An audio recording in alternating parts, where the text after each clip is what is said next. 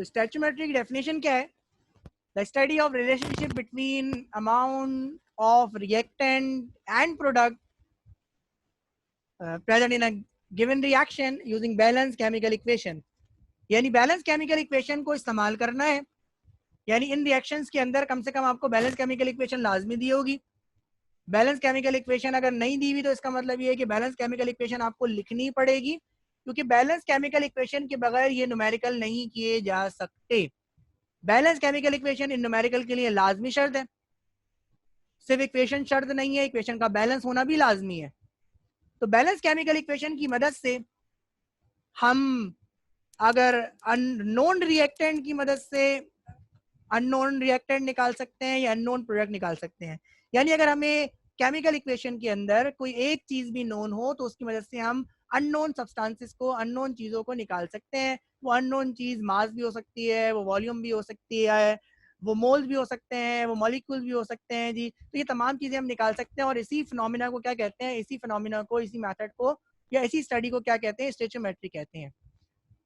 तो तीन किस्म की स्टोइचियोमेट्री आपकी किताब में, एक मास mass stoichiometry. Mass mass stoichiometry का मतलब ये है जो लेफ्ट हैंड साइड पे लिखा होता है वो नोन होता है और जो राइट हैंड साइड पे लिखा होता है वो अननोन होता है। तो इसका मतलब है मास मास का मतलब है नोन मास से, मालूम शुदा मास से अननोन मास को यानी गैर मालूम मास को निकालना। मास वॉल्यूम स्टोइचियोमेट्री का मतलब क्या है जी? नोन मास से अननोन वॉल्यूम को निकालना। जबकि वॉल्यूम वॉल्यूम स्टोइचियोमेट्री का मतलब है जी नोन वॉल्यूम से अननोन वॉल्यूम को निकालना। यानी लेफ्ट हैंड साइड पे जो चीज लिखी हुई है उसकी वैल्यू आपको नोन है, मालूम है, और जो चीज राइट हैंड साइड पे लिखी हुई है उसकी वैल्यू आपको मालूम नहीं है। तो तीन किस्म की स्टोइचियोमेट्री आपकी किताब के अंदर है। Mass mass stoichiometry, number 2 mass volume stoichiometry, number 3 volume volume stoichiometry. Mass mass stoichiometry का मतलब है नोन मास से अननोन मास को निकालना। मास वॉल्यूम स्टोइचियोमेट्री का मतलब है नोन मास से अननोन वॉल्यूम को निकालना। और वॉल्यूम वॉल्यूम स्टोइचियोमेट्री का मतलब है नोन वॉल्यूम से अननोन वॉल्यूम को निकालना। लेकिन ये तमाम चीजें निकालने के लिए आपको बैलेंस केमिकल इक्वेशन रिक्वायर्ड होगी। बगैर बैलेंस केमिकल इक्वेशन के आप नहीं निकाल सकते। जो न्यूमेरिकल करने जा रहे हैं उसका ताल्लुक वॉल्यूम वॉल्यूम स्टोइचियोमेट्री से है। लिखा है what volume of oxygen at STP is required to burn 500 decimetre cube of ethene gas, और इक्वेशन दी हुई है। और इसके बाद लिखा है what volume of carbon dioxide is form. तो इस इक्वेशन में इथीन जो कि रिएक्टेंट है उसका वॉल्यूम दिया गया है जो कि 500 डेसीमीटर क्यूब है, और उस वॉल्यूम की मदद से ऑक्सीजन का वॉल्यूम यानी रिएक्टेंट का वॉल्यूम और कार्बन डाइऑक्साइड जो कि प्रोडक्ट का हिस्सा है, इन दोनों का वॉल्यूम निकालना है। तो वॉल्यूम की मदद से वॉल्यूम को निकालना है, यानी नॉन वॉल्यूम की मदद से अननोन वॉल्यूम को निकालना है। तो ये स्टोइचियोमेट्री वॉल्यूम वॉल्यूम स्टोइचियोमेट्री कहलाएगी। ये न्यूमेरिकल अभी आप सीखेंगे। और बिल्कुल इसी तरह मास मास स्टोइचियोमेट्री और मास वॉल्यूम स्टोइचियोमेट्री के न्यूमेरिकल भी होते हैं। ये वॉल्यूम वॉल्यूम स्टोइचियोमेट्री का न्यूमेरिकल है। इक्वेशन दिया हुआ है, गैसियस इक्वेशन दिया हुआ है, इक्वेशन आपको दी हुई है। कह रहे हैं what is the volume of oxygen, oxygen का वॉल्यूम निकालना है, required to burn 500 decimetre cube of ethene. Ethene C2H4 है, इसका वॉल्यूम आपको क्या है जी? गिवन है। और आपसे कह रहे हैं जी ऑक्सीजन का वॉल्यूम यानी इसका वॉल्यूम निकालो, और जो दूसरा कह रहे हैं कार्बन डाइऑक्साइड का वॉल्यूम निकालो। तो इस न्यूमेरिकल के अंदर आपको गिवन क्या है? आपको गिवन इथीन है 500 डेसीमीटर क्यूब। आपको रिक्वायर्ड क्या है? ऑक्सीजन का वॉल्यूम। और दूसरी रिक्वायरमेंट क्या है आपसे? कार्बन डाइऑक्साइड का वॉल्यूम। इस न्यूमेरिकल को सॉल्व करने जाएंगे। सबसे पहले इसका इक्वेशन के हिसाब से डाटा बनाते हैं। हमने लिखा जी मोल्स, उसका यूनिट लिखा है MOL। इथीन के यूनिट क्या है? वो मोल्स क्या है जी? 1। ऑक्सीजन के मोल कितने हैं? 3। कार्बन डाइऑक्साइड के मोल्स कितने हैं? 2। वाटर के बारे में कोई इन्फॉर्मेशन नहीं है, कुछ पूछा नहीं गया। मास के बारे में ना पूछा गया है ना दिया गया, इसलिए उसको लिखने की जरूरत नहीं है। हाँ, वॉल्यूम लिखना पड़ेगा। हमने लिखा जी वॉल्यूम, उसका यूनिट लिखा डेसीमीटर क्यूब।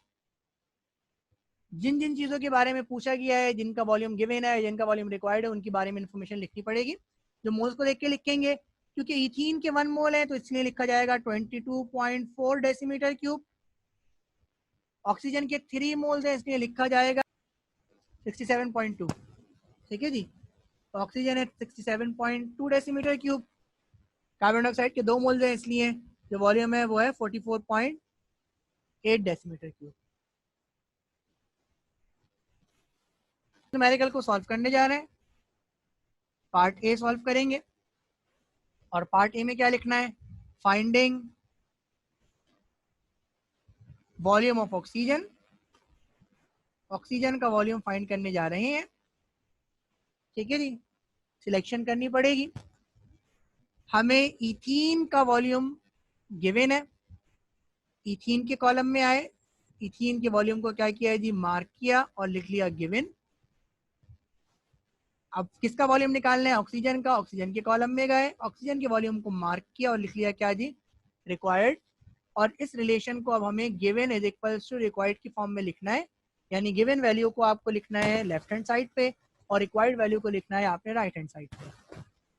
गिवन वैल्यू कितनी है, 22.4 डेसीमीटर क्यूब। आपने लिखा 22.4 डेसीमीटर क्यूब किसका जी, इथीन का C2H4 किसके बराबर है, 67.2 डेसीमीटर क्यूब किसके, ऑक्सीजन के। अगर आप इज इक्वल्स टू का साइन नहीं लगाते तो आपको रिक्वायर्ड लिखना पड़ता। अब आप क्या करेंगे, लेफ्ट हैंड साइड पे 1 लेके आएंगे। 1 डेसीमीटर क्यूब इथीन किसके बराबर हो जाएगी, 67.2 divided by 22.4 decimetre cube oxygen के। अब यहाँ पे हमें 500 लेके आना है, क्यों, क्योंकि ये हमें वॉल्यूम गिवन है। दोनों तरफ क्या करेंगे, इसको मल्टीप्लाई करवाएंगे।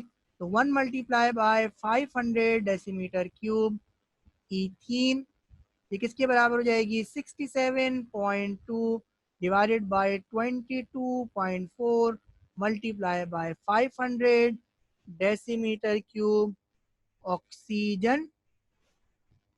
और जो जवाब आ रहा है 1500 डेसीमीटर क्यूब। पार्ट 1 सॉल्व हो गया। इसी तरह आप पार्ट 2 को सॉल्व करेंगे। आपने लिखा finding volume of carbon dioxide. Selection करनी है, गिवन क्या है, इथीन का वॉल्यूम पहले से मार्क हुआ है, ये गिवन है आपका दोबारा से। और अब रिक्वायर्ड क्या है आपको, कार्बन डाइऑक्साइड का वॉल्यूम। तो कार्बन डाइऑक्साइड के खाने में जाके उसके वॉल्यूम को क्या कर देंगे, मार्क करके क्या लिखेंगे, required. Given is equals to required की फॉर्म में इन दोनों सिलेक्शन को आपने लिखना है इस तरह के, गिवन को लेफ्ट हैंड साइड पे और रिक्वायर्ड को राइट हैंड साइड पे। गिवन आपके पास क्या है, 22.4, 22.4 decimetre cube N2 sorry C2H4 ये किसके बराबर है, ये बराबर है 44.8 डेसीमीटर क्यूब कार्बन डाइऑक्साइड के। लेफ्ट हैंड साइड पे क्या लेके आएंगे आप, 1 लेके आएंगे। तो 1 डेसीमीटर क्यूब इथीन C2H4 ये किसके बराबर है, 44.8 divided by 22.4 decimetre cube carbon dioxide. अब जो वैल्यू गिवन है उसको दोनों तरफ मल्टीप्लाई करवाएंगे। तो 1 multiply by 500 decimetre cube C2H4 किसके बराबर है, 44.8 divided by 22.4 multiply by 500 decimetre cube carbon dioxide. जवाब आपके पास क्या आ रहा है, 1000 डेसीमीटर क्यूब।